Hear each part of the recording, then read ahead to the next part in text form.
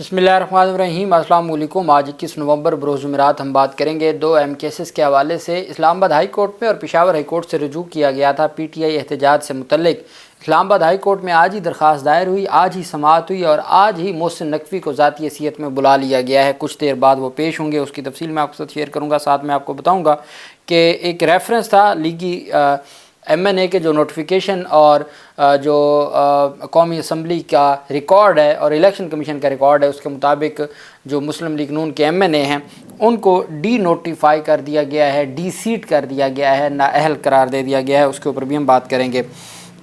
सबसे पहले मैं आपको बताता चलूँ कि एक इस्लामाबाद हाई कोर्ट में दरख्वास्त दायर हुई है और इस्लामाबाद हाई कोर्ट में जो दरख्वास्त है वो भी दायर की गई है अपोजिशन की जानिब से, यानी वहाँ पर मुस्लिम लीग नून, पीपल्स पार्टी वगैरह और उनके सीनियर वकला ने पेशावर हाई कोर्ट में दरख्वास्त दायर की है। वहाँ ये इस्तदाद थी कि आज ही समाअत की जाए, लेकिन चूँकि वहाँ पर आज समाअत तो ना हो सकी।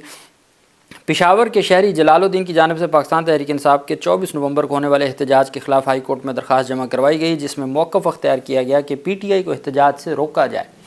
अदालत में दायर की गई दरख्वास्त में मौक़िफ़ अख्तियार किया गया है कि PTI एहतजाज में सूबाई वसाइल इस्तेमाल हो रहे हैं। PTI के गुज़श्ता एहतजाज में भी सरकारी अफसरान गिरफ़्तार हुए थे। सूबाई हुकूमत को अवाम ने सूबे में अमन व अमान के लिए वोट दिया है। दरख्वास्त गुजार का कहना है कि सूबाई हुकूमत एहतजाज और इस्लामाबाद पर चढ़ाई में मसरूफ़ है, लिहाजा अदालत PTI को एहतजाज से रोके।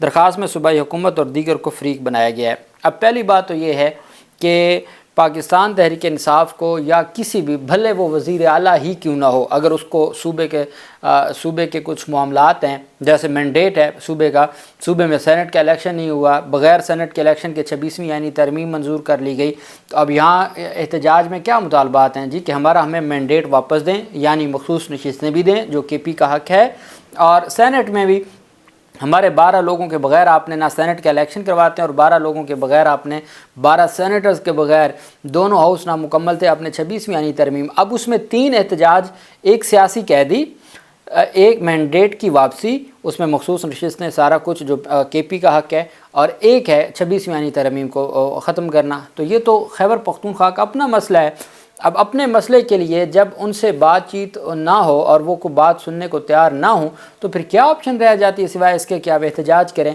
और अगर वज़ीर आला, चूँकि वज़ीर आला अगर ओहदे पर बैठे हैं तो आप उनसे उनके फंडामेंटल राइट्स नहीं छीन सकते। कोई वज़ीर आला बन जाए तो उसका ये मतलब नहीं है कि उसके जो बुनियादी इंसानी हकूक़ हैं वो ख़त्म हो जाते हैं। वो पुरअमन तरीके से एहतजाज कर सकता है और कोई भी अदालत एहतजाज से नहीं रोक सकती। आगे मैं आपको इस्लामाबाद हाई कोर्ट का भी बताऊंगा, लेकिन उससे पहले मैं आपको बताता चलूं कि एक ख़त लिखा गया है वज़ारत दाखिला, मोहसिन नकवी की वज़ारत दाखिला की जानिब से चीफ़ सेक्रेटरी खैबर पख्तूनख्वा को। वफाकी वज़ारत दाखिला ने PTI के 24 नवंबर के एहतजाज में सरकारी मशीनरी के इस्तेमाल के ख़िलाफ़ चीफ़ सेक्रेटरी खैबर पख्तूनख्वा को ख़त लिखा है। चीफ़ सेक्रेटरी खैबर पख्तूनख्वा को कहा गया कि पाकिस्तान तहरीक इंसाफ के एहतजाज में सरकारी मशीनरी का इस्तेमाल रोका जाए। मरासिल में कहा गया कि इस बात को यकीनी बनाया जाए कि इस्लामाबाद में होने वाले 24 नवंबर के एहतजाज में कोई भी सरकारी मशीनरी, एहलकार या सरकारी ख़जाना इस्तेमाल ना हो। वज़ारत दाखिला ने चीफ़ सेक्रेटरी खैबर पख्तूनख्वा को हदायत दी कि सरकारी मुलाजमीन और सरकारी ख़जाना किसी भी सियासी जमात के एहतजाज में इस्तेमाल ना हो। तहरीक इंसाफ के गुज़श्ता एहतजाज में भी सरकारी वसाइल इस्तेमाल किए गए थे। अब आगे खैबर पख्तूनख्वा हुकूमत वज़ारत दाखिला को ख़त लिख दे कि आप बुनियादी इंसानी हकूक़ का ख्याल करें और हमारे जो खैबर पख्तूनख्वा के लोग एहतजाज के लिए आएंगे, आप उनके बुनियादी इंसानी हकूक़ का ख्याल करें, उन पर तशद्दुद ना किया जाए, उनकी गिरफ़्तारियाँ ना की जाएँ और उनके ख़िलाफ़ कार्रवाई न की जाए। तो ये तो फिर ख़तों का सिलसिला ही है ना। मोहसिन नकवी को अगर वो वाकई चाहते हैं कि मामलात बेहतर अंदाज में हल हों तो वो तो फिर बैठ के हल हो सकते हैं, बातचीत से हल हो सकते हैं, इसके अलावा और तो कोई रास्ता नहीं है। दूसरी तरफ अटक में भी और जो 2-3 और अजला हैं, रावलपिंडी को मुकम्मल तौर पर सील करने का प्लान है और तमाम कंटेनर्स लग गए हैं। इस्लामाबाद कंटेनर्स लग चुके हैं अटक में, और उसके अलावा दूसरे जो अजला हैं करीबी, वहाँ भी रेंजर्स की तैनाती का मरासला जारी कर दिया गया है। वहीं पे ये दरख्वास्त दायर की गई थी इस्लामाबाद हाई कोर्ट में। इस्लामाबाद हाई कोर्ट में आपको याद होगा कि जब शंघाई ताउन तंजीम कॉन्फ्रेंस होनी थी तो उस वक्त हफ्ते के दिन पहली दफ़ा आमिर फ़ारूक साहब जब से चीफ जस्टिस बने, उन्होंने छुट्टी के रोज़ अदालत खोली थी और समाअत की थी।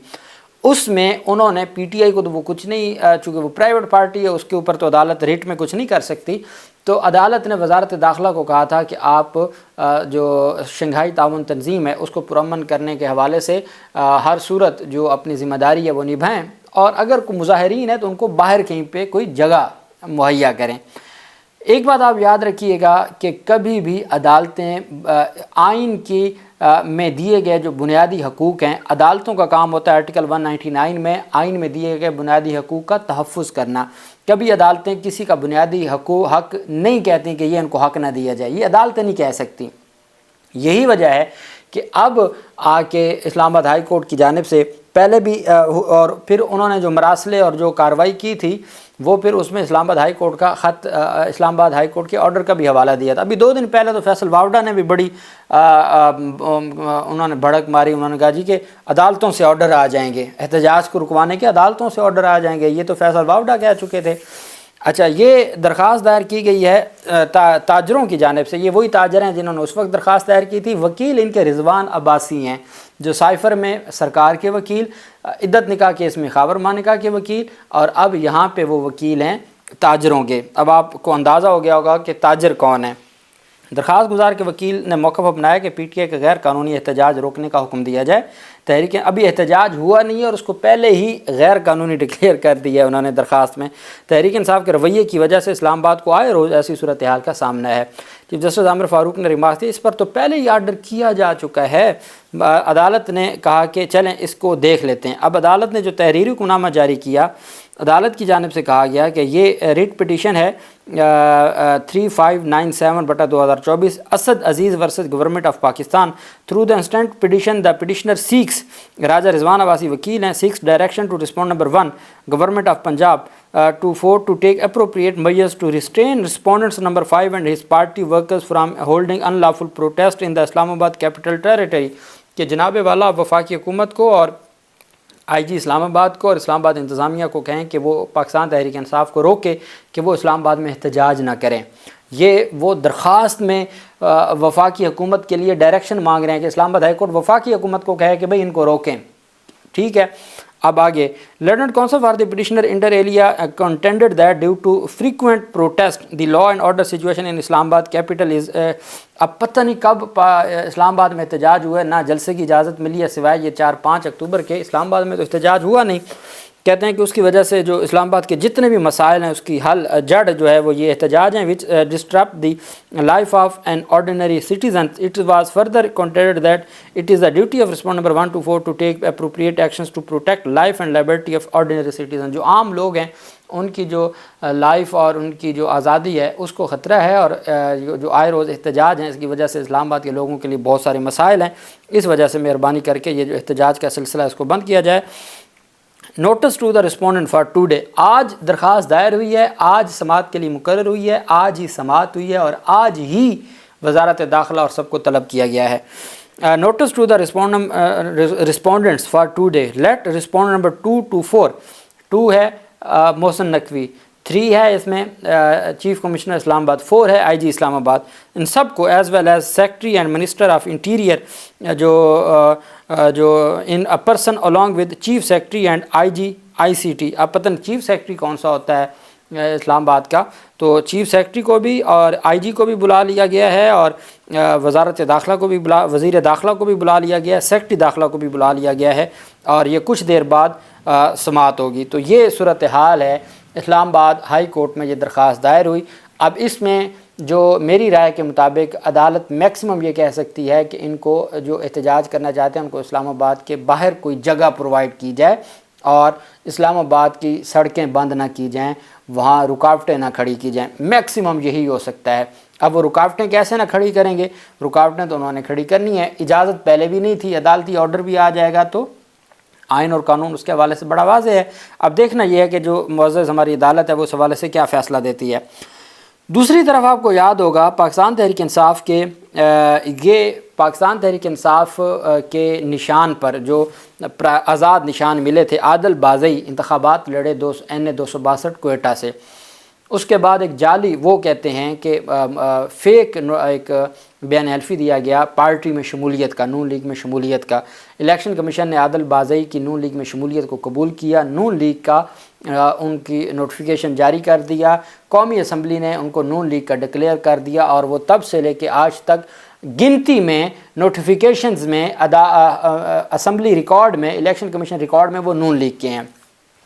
بجٹ اجلاس ہوتا ہے جس میں آرٹیکل 63A کہتا ہے کہ آپ نے پارٹی پالیسی کے مطابق دینا ہے ووٹ، اس کے اوپر ووٹ نہ دیا عادل بازئی نے۔ عادل بازئی کا گھر، اس کا جو مختلف پلازے تھے، ہر چیز گرا دی گئی، لیکن وہ عمران خان کے ساتھ کھڑا رہا۔ اس نے کہا کہ میں عمران خان کے ساتھ تھا اور کھڑا رہا۔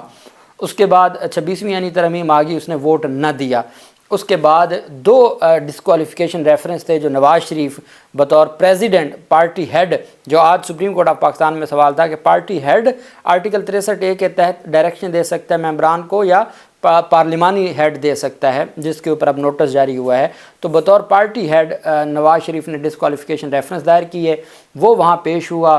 اس نے کہا جناب والا میں نے کبھی مسلم لیگ نون جوائن نہیں کی، مسلم لیگ نون کا میرے بیان حلفی وہ جعلی ہے، اس کو فرنزک کروا لیں، یہ فراڈ کیا گیا ہے، یہ فورجری کی گئی ہے، اور جن لوگوں نے یہ کیا ہے پارٹی سربراہ سمیت ان کے خلاف کارروائی کریں، فراڈ کی، بجائے اس کے کہ آپ مجھے ڈسکوالیفائی کرنا چاہتے ہیں۔ الیکشن کمیشن نے فیصلہ محفوظ کیا تھا۔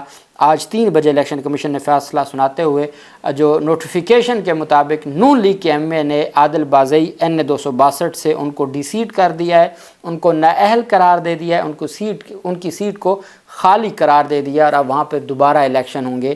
یہ الیکشن کمیشن آف پاکستان سے پیش رفت سامنے آئی ہے، اور اب اس میں الٹیمیٹ عادل بازئی جائیں گے، کیونکہ پہلے آرڈر نہیں تھا، وہ اب آرڈر آ گیا ہے، وہ جائیں گے اسلام آباد ہائی کورٹ میں، اور وہاں سے معطل کروانے کی کوشش کریں گے کہ اسلام آباد ہائی کورٹ یہ ڈکلیئر کرے کہ الیکشن کمیشن کا فیصلہ غلط ہے۔ جب میں تھا نہیں مسلم لیگ نون کا، تو پھر مسلم لیگ نون کا مجھے نوٹیفیکیشن یا آفیشیل ریکارڈ میں کنسیڈر کر کے کیسے نااہل قرار دیا جا سکتا ہے۔ جو بھی تفصیل ہوگی میں آپ کے ساتھ شیئر کروں گا۔ اللہ پاک پاکستان کا حامی و ناصر ہو۔